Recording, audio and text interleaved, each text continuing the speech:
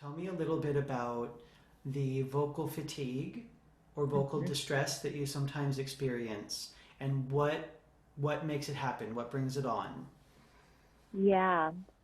Um, so what brings it on is, I mean, at this point, honestly, it's just speaking as I'm speaking to you right now. And let me consciously try to use my diaphragm as much as possible. But even as I'm speaking to you right now, I feel it in my throat. I'm very conscious of the physical sensation of discomfort. I can hear like a little bit of raspiness. I spoke a lot yesterday, so it really just completely depends on how much I'm speaking that day, and it really doesn't take much for me to get to vocal fatigue. And my sense from reading and doing research and then seeing for a period of a couple months, I was seeing a voice coach, and I found myself so unmotivated in the work. Um, so unfortunately, I haven't been able to move forward, but I'm always conscious of it. But it will literally feel like my throat hurts. Yeah, So I understand that that's the muscles, and I think that it's a musculature overuse issue. got it.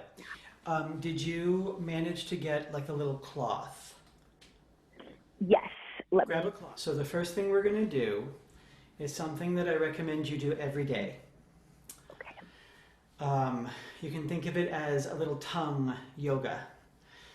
So we're gonna grab our tongue with the cloth, and you're gonna pull out, but not straight out because that can hurt the little thing underneath. You're almost like you're wrapping your tongue over your thumbs.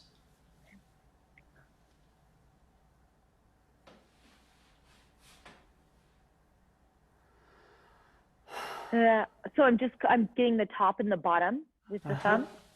Okay. Uh huh. And down. Uh huh. Uh huh. Uh huh.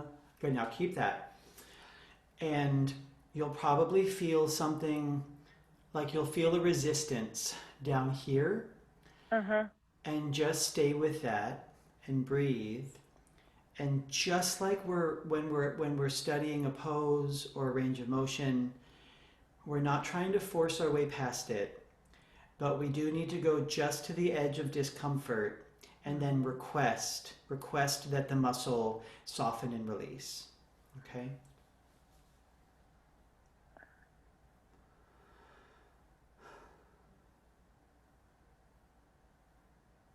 Hmm. Great. And then I think what you'll find is that the release is going to be uh, what's the word? Not sectional, but like it's going to be progressive. Uh Like huh. as you do it day by day, you'll Uh start huh. to realize, oh, more and more. Uh Um, huh. so then you're gonna like drag it off to the right, Uh huh.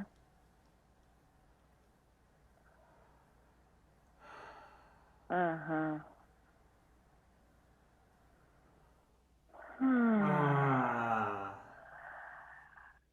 and then off to the left. Hmm. Uh, uh, Great. And then go ahead and release that. And when you're doing hmm. this on your own, if you're enjoying it, just stay. You can really just stay there for a while if you want. Totally fine. Okay. Yeah. Then you're gonna take your tongue in between your teeth and your upper lip, Mm. and we're going to swirl it around the outside of the teeth 5 times.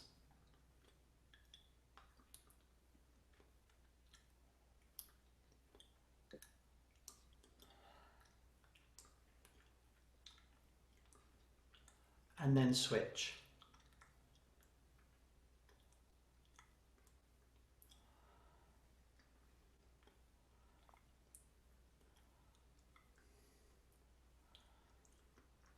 Whew, that already makes me sore. Mm-hmm. Uh-huh. Okay. And then last thing, you're going to tuck your tongue behind your bottom teeth and then roll it forward.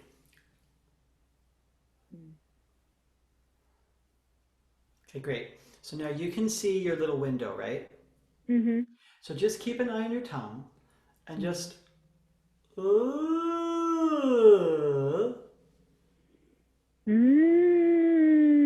Mm-hmm.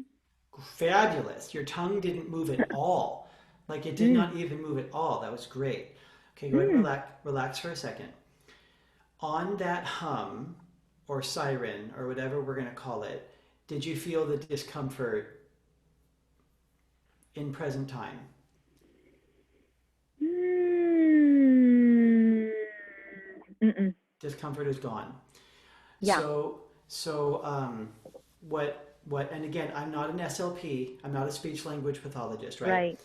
My best guess as a voice teacher is that your tongue root, and keep in mind when I say tongue root, it's not the part we can see, Mm-hmm. right? There's a fat, gnarly muscle that literally sits above the vocal folds, and there's nothing in between. And so if the tongue is contracting, it can put a little pressure on the voice, which then forces you to have to like push breath harder to make sound. And you're a speaking professional, right? You're teaching yoga classes still, right? So I would imagine that there's a sense of responsibility to hold the room with your Mm-hmm. voice. And so you're going to get that sound out one way or the other. You know what I mean? Yeah. So, um, what I'm trying to say is that the relationship is complex. So, on the one hand, we're going to release the tongue. Okay, but now we're going to come to looking around at why the tongue might be doing that in the first place. Okay, because the tongue is not our enemy. You know what I mean? Like, it's compensating for something. Okay. Okay. So do you actually sing, or is this more of like a speech conversation? Um, so I love singing and I'm always striving to increase my skill Okay, in singing. great. I occasionally offer I chant on my own and then I occasionally offer it in classes. My partner and I love to sing together. Um, yeah, Great. Then and we will, and there's this thing. right. Then we will approach this from a singing point of view, since that's something that you love anyway. So we're going to stick the tongue outside of the lips and then close the lips around the tongue. Mmm. Mm. Great. And you can just nod or shake your head. Do you feel the discomfort on that one? Mm-mm. Fabulous. Okay, so now put your attention in your body, in your rib cage, and the abdominal muscles. And we're just going to do a little sliding around on that tongue out M. And I just want you to track what happens in your body. And then after, like, I don't know, 6 or so rounds, we'll check in and see what information we have. Mm.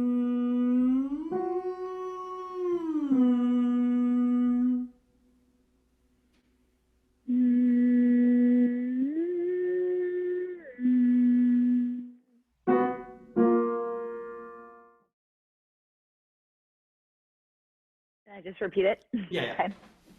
Mm. Doesn't matter.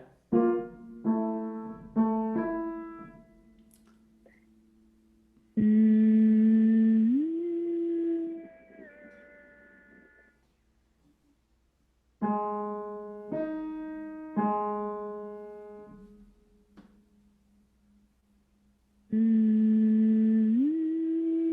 Mm. Okay, so now I recognize that, we sort of leapt into vocalizing and it's a little bit like, what's going on? Um, so I get that, but that Yeah. aside, what did you notice in your body? Hmm. Well, there were times when I could feel that activation of discomfort, or kind of raspiness. Um, it's hard to know exactly when. I mean, towards the end, it was more.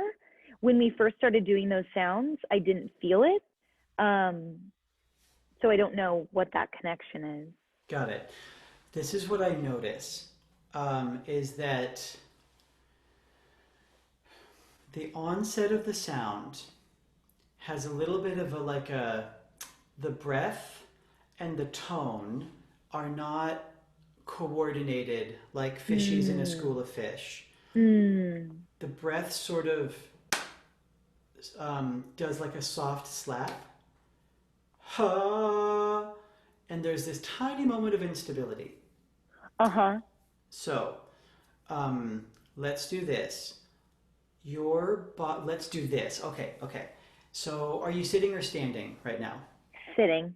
Okay, great. Have a stand if you can. It's okay if I can't see your face for now. Oh, that's great. I can see you great. So put your hands on your waist, and so that the fingers can kind of come around to the front. So you've got thumbs on your waist. Yeah. Okay, now do for me, please, a really strong, sustained for like 4 seconds hiss. Like a cat?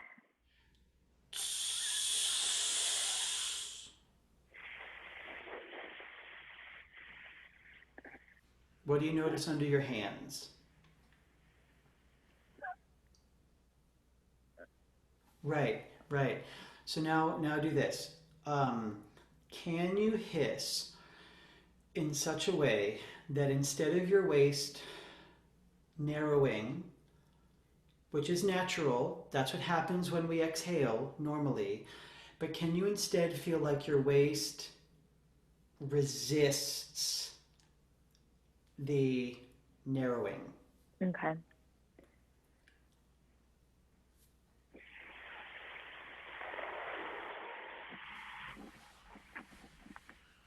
There you go. So that's phase one, Okay. is just getting the awareness that the body doesn't have to deflate when we let sound out or air out, okay? Okay. Some students take a long time just to get that to turn on, so you're already doing great. Um, Here's phase two. Now the S, make the S as as little air as possible. So rather than it's going to be right, but still feeling the muscular work. Okay. Still feeling the pressing out resistance. Yeah. Correct.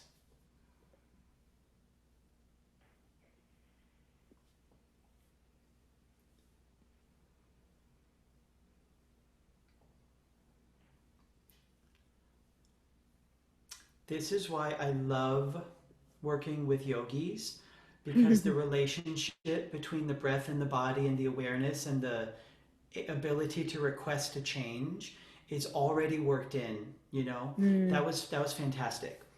Okay, so Mm. now instead of hissing, we're going to do our hum with the tongue out, and you're going to feel that same sense of the waist sort of um, resisting outward as you make your sound. Okay.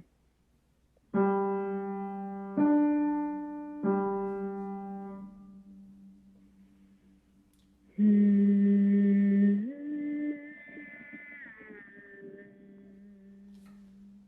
Very good.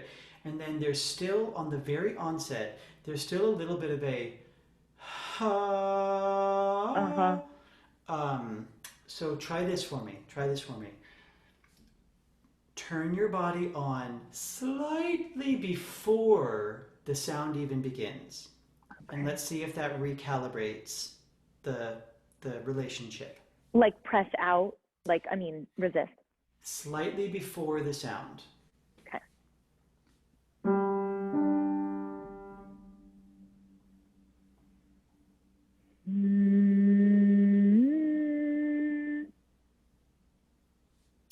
Yeah, that time the onset was Yeah. more coordinated, and then the top note felt really comfortable to me. Uh-huh. Yeah. I mean, correct me if Yeah. I'm wrong, because you're the one on the Yeah. inside. Yeah, Uh-huh. great. That feels true.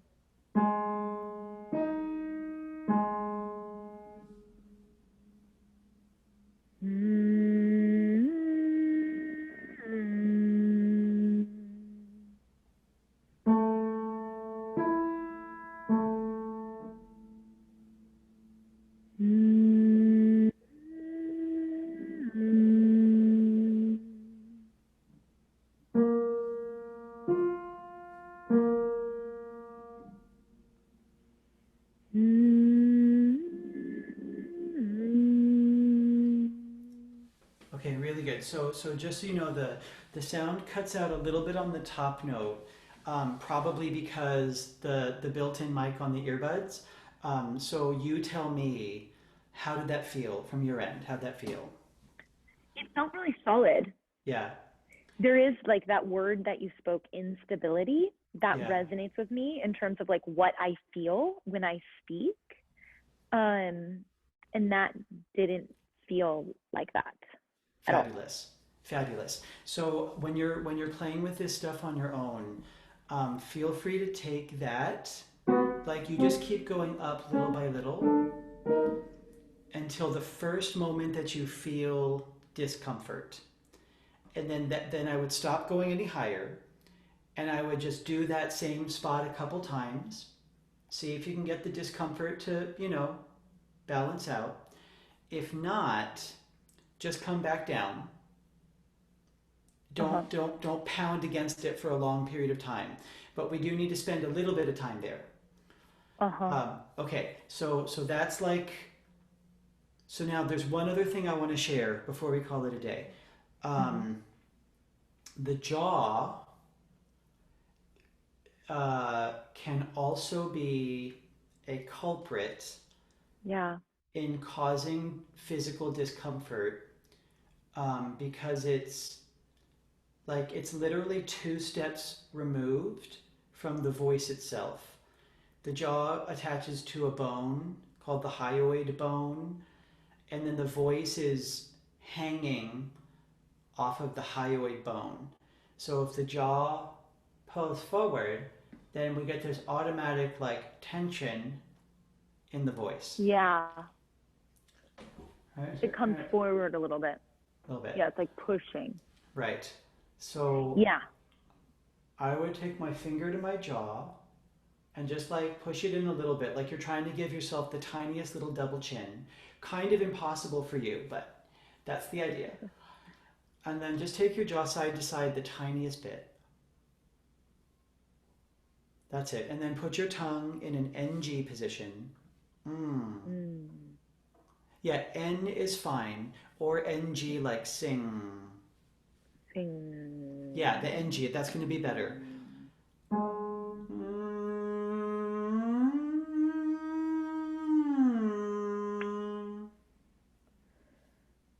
Mm. Yeah, she doesn't really want to move, does she? It's it's curious. I'm having a hard time even like feeling it.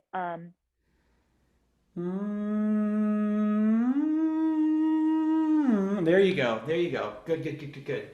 But, mm, it's really hard to coordinate that. Absolutely. Mm.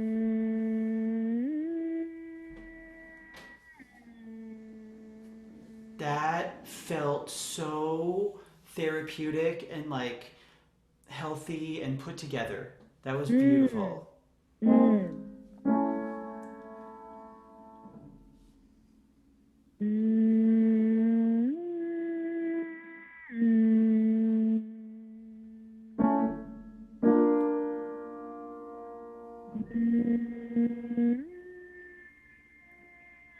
Mm.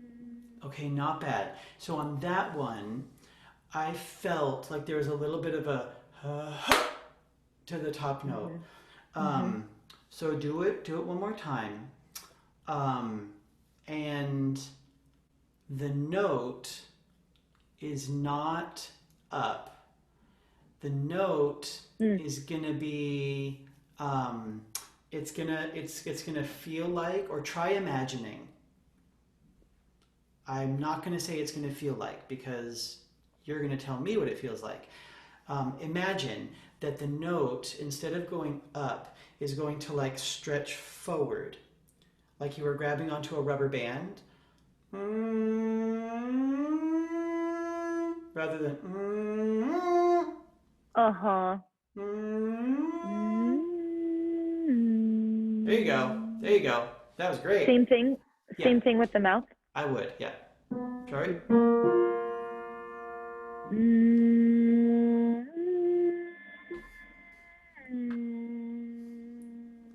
Okay. How'd that feel? Yeah, it felt really stable and strong, consistent, safe. Great. And then checking in that whole sequence, how was the experience of physical discomfort in your throat? No physical discomfort, and my jaw feels more relaxed. Yeah. And then as you're talking right now, what is your experience of physical discomfort in the throat? As I'm talking right now, well, in this moment, I'm not feeling as much. I'm not feeling it as I'm talking. Did it create like a shift to where I was changing the tone of how I was talking or something? No, no. The reason I ask is because if you said, Sam, I'm feeling more discomfort, I'd be like, Mm. whoops, we did the wrong thing. Uh-huh. You know what I Right. mean? But if you say, Sam, I'm not feeling any discomfort when I Yeah. talk, to me, that means that we were on the right track Yeah. and we were releasing the things that were causing the dysfunction. And so now you have this like routine that Mhm. I would do this every day if you can, Mhm. especially because you are a speaking professional. Um, Mhm. and if you want, I can get you this recording. Yes, that would be amazing. You got it. Because without all the talking, you should be able to condense the actual work into like, I don't know, 5 or 7 minutes. Yeah. So not too much to do, you know?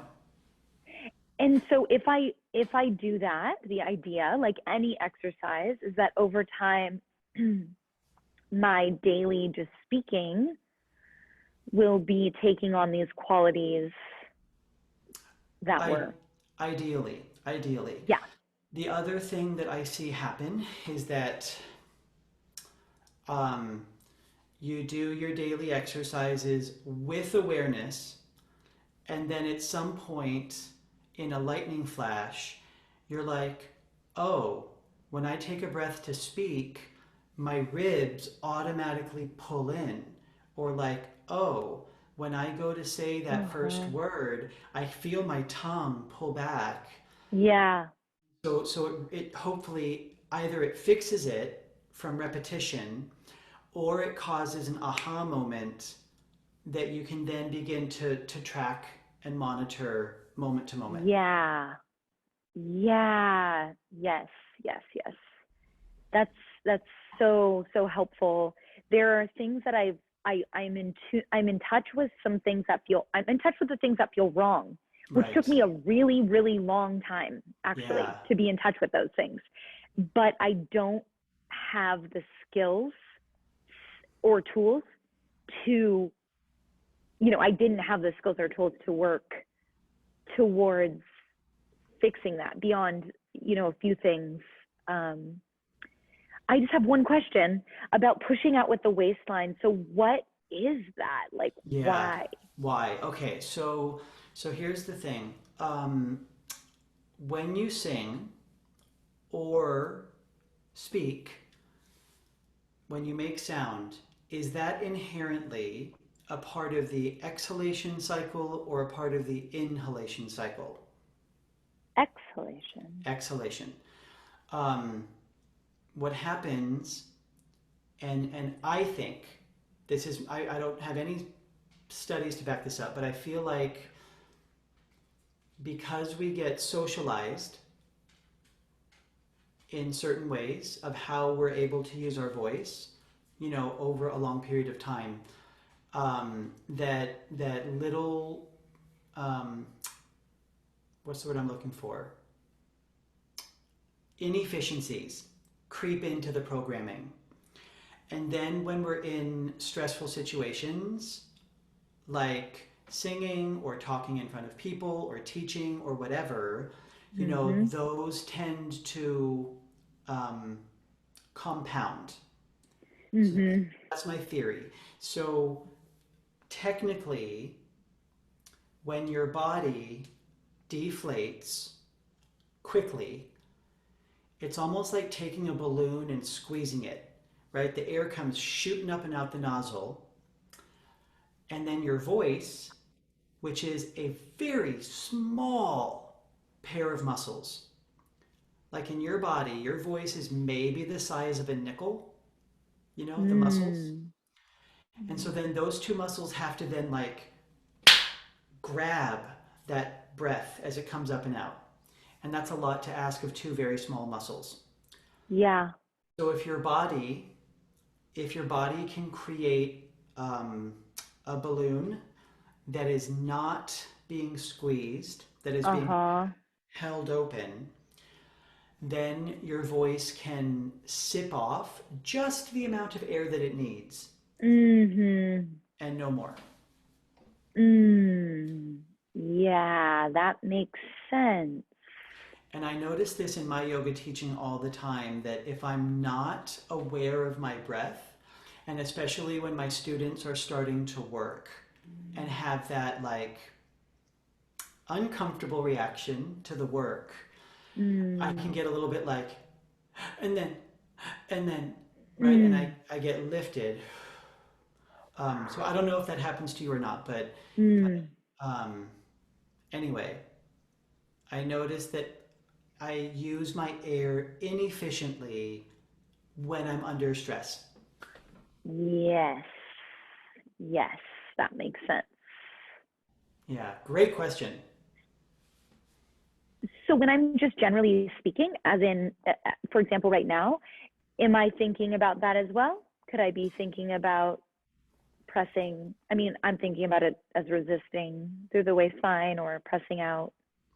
I say for now, because we identified it as a possible root cause of the Mm-hmm. vocal discomfort, absolutely. If you have the bandwidth to have that awareness, play with it. However, any technique can be taken too far. Mm. If we go overboard, then we start to get like a grunting, constipated feeling in the body. Yeah. That has its own set of things. So it's really like, yes, play with it, watch it, track it, and like really notice the effects. It should feel good. When you do the thing, it should feel good.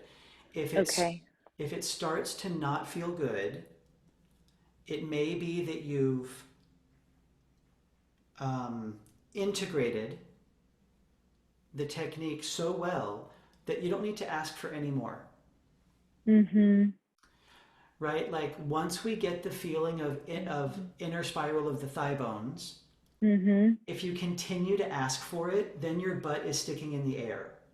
Right. It's a great analogy. Yeah.